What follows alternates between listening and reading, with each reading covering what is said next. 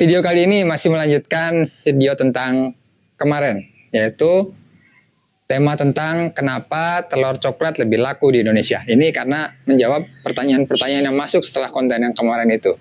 Hal ini kita bisa pelajari. Ini persis dengan kejadian kita sekarang yang ingin belajar beternak ayam white leghorn. Bang Tani, sekarang sebenarnya para peternak petelur ini jadi produsen telur atau malah jadi target bagi usaha tertentu, ya kan? Jadi mereka sekarang menjadi objek pasar.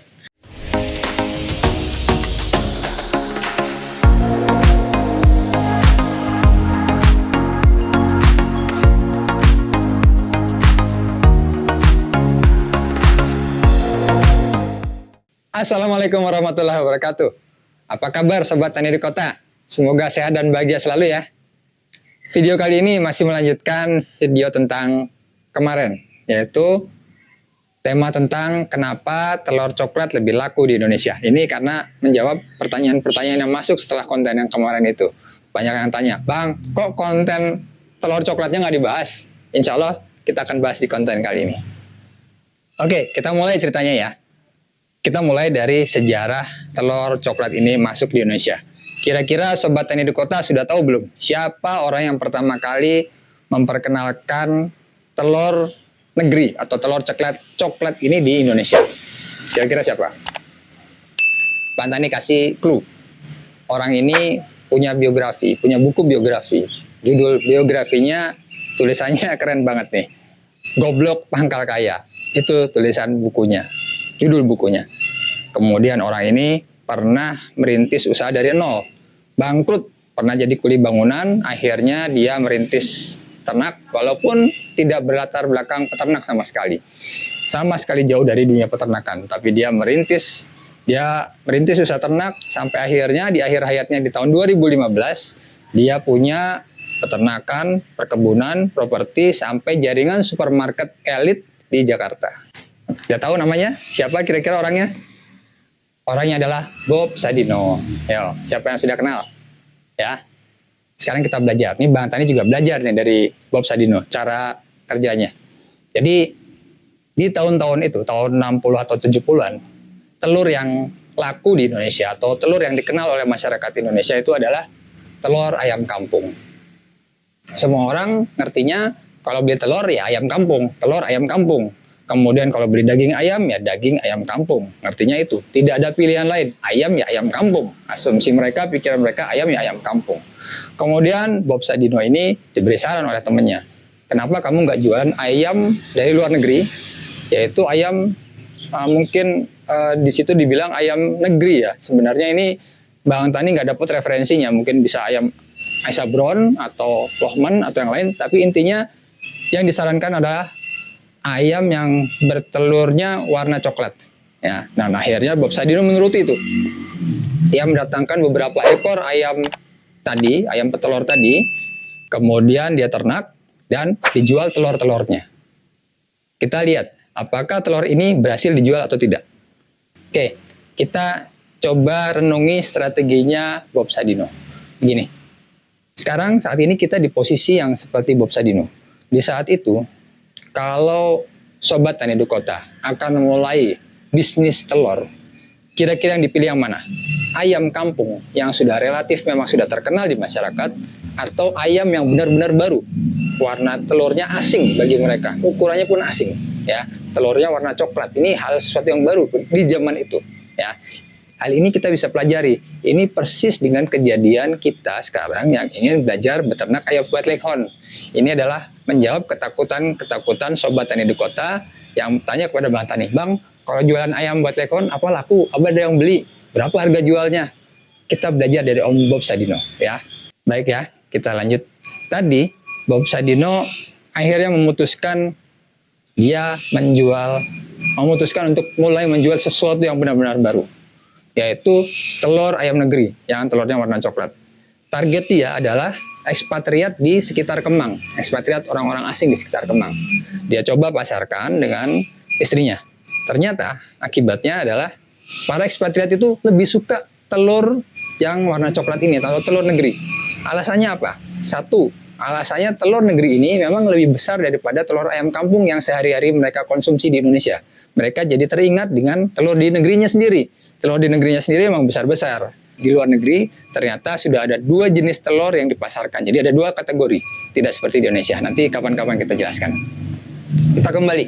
Ternyata tadi para ekspatriat tadi lebih menyukai telur warna coklat ini ketimbang telur ayam kampung. Alasannya satu lebih besar, kedua warnanya memang unik. Ya. Dari kebiasaan para ekspatriat di Kemang itu makin berkembanglah pemasaran Om Bob Sadino. Bahkan menular ke pribumi. Mereka mulai melihat telur ini sebagai telur sesuatu yang baru atau gaya hidup yang baru. Ya, mereka melihat kalau makan telur ini, telur warna coklat ini, kita seperti orang bule ini, seperti orang ekspatriat luar negeri, orang ekspatriat yang ada di Kemang. Jadi seolah-olah makan telur itu menaikkan tingkat sosial, strata sosial mereka. Ya, itulah juga Bang Tani yang bertanya-tanya, kenapa awal mulanya telur ini disebut ayam negeri? Padahal tidak ada negerinya sama sekali. Bibit ayam ini Bob Sadino ambil dari luar negeri. Ya kan, tidak ada negeri. Tapi ini mungkin satu strategi marketing, entah siapa yang mulainya, mungkin bisa jadi Om Bob Sadino juga, bahwa yang menyatakan, kalau makan telur yang itu kampungan. Makanya dikenal ayam kampung. Sementara kalau ayam yang ini lebih keren. Disebutkan seolah-olah menjadi nasional, ini ayam negeri.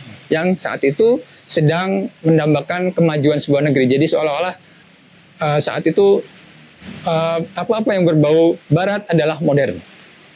Jadi itulah sejarahnya yang Bang Tani tahu kenapa telur coklat itu lebih populer di Indonesia. Jadi trennya itu dimulai dari Kemang tuh, dari bisa jadi akibat jasanya Om Bob Sadino adalah memasarkan telur ayam negeri. Jadi telur coklat lama-lama dikenal masyarakat sampai akhirnya dari generasi itu kepada anaknya, kepada cucunya, dan pada kita sekarang.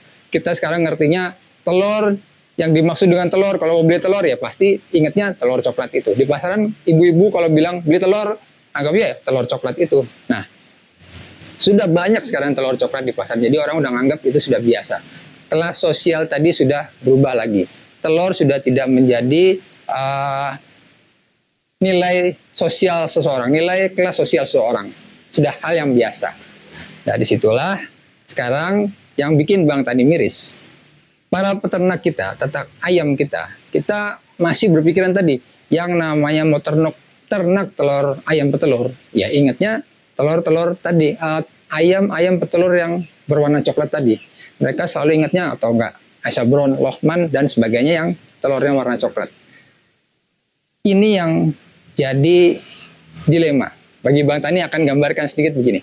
Jadi gini, para peternak itu akhirnya tergantung dengan harga pakan yang terus tinggi. Kemudian karena ayam-ayam tersebut menggunakan pakan pabrikan.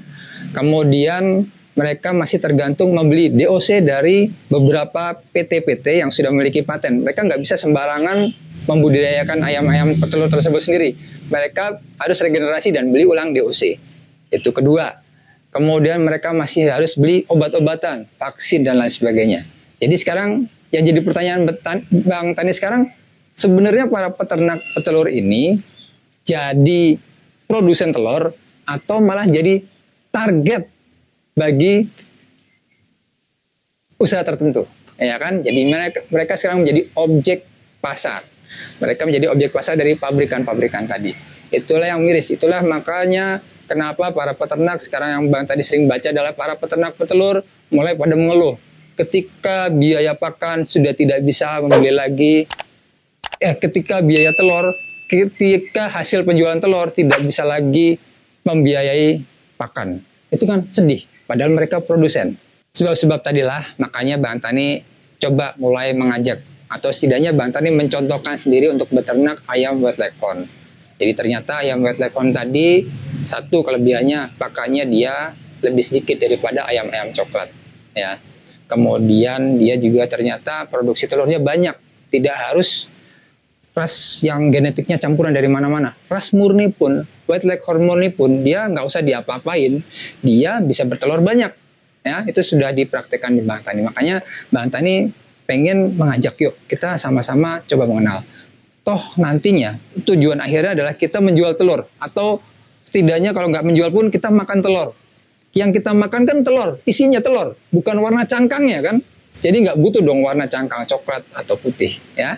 Jadilah dari situ, makanya kita nanti sama-sama belajar tentang ayam wet leghorn. Bang Tani akan coba terus bahas di channel Tani di Kota. Nanti suatu ketika Bang Tani juga akan bahas tentang apa benar telur warna coklat itu lebih baik atau lebih bagus nutrisinya daripada telur warna putih. Karena faktanya di luar negeri telur yang warna coklat itu harganya sedikit lebih mahal daripada warna putih ya. Nantikan konten di Tani di Kota selanjutnya. Makanya jangan lupa untuk subscribe channel ini supaya tidak ketinggalan informasinya. Demikian konten kita hari ini. Semoga ulasan kali ini bisa menjawab pertanyaan sobat Tani di Kota yang kemarin bertanya tentang, Bang, kenapa telur coklat lebih laku di Indonesia? Jadi kurang lebih tadi itulah jawabannya. Dan kita juga bisa mengambil langkah yang diambil oleh Bob Sadino di awal-awalnya. Bob Sadino ini artinya sudah menerapkan ilmu Blue Ocean Strategy. Ini ilmu ini padahal baru ditulis di bukunya di tahun 2005. Bob Sadino sudah mempraktekkan di tahun 60 atau 70-an. Artinya 30 atau 40 tahun lebih cepat jalan pikirnya. Itu memang orang melihat peluang bisnisnya oke sekali. Patut kita ambil pelajaran yang baik dari Pak Bob Sadino. Akhirnya, nanti bagi teman-teman yang ingin komen, silahkan gunakan link komen di bawah ini. Kemudian bagi yang ingin gabung di grup Telegram Tani di Kota, di situ nanti kita bisa berdiskusi tentang ayam wet leghorn. Mungkin ada jual beli juga antar sesama anggota tentang ayam wet leghorn yang ada di berbagai daerah. Nanti bisa gunakan grup itu. Kemudian nanti bagi yang ingin membeli produk-produk jadi dari Tani di Kota seperti DOC-nya, seperti bibit, seperti telur tetasnya, seperti herbal. Nanti bisa gunakan link Tokopedia yang sudah disediakan. Akhirnya, jangan lupa untuk selalu bersyukur. Bersyukurlah dari hal-hal yang paling kecil, sehingga hal besar akan datang pada kita semua. Sampai ketemu di video Tani di Kota selanjutnya. Wassalamualaikum warahmatullahi wabarakatuh.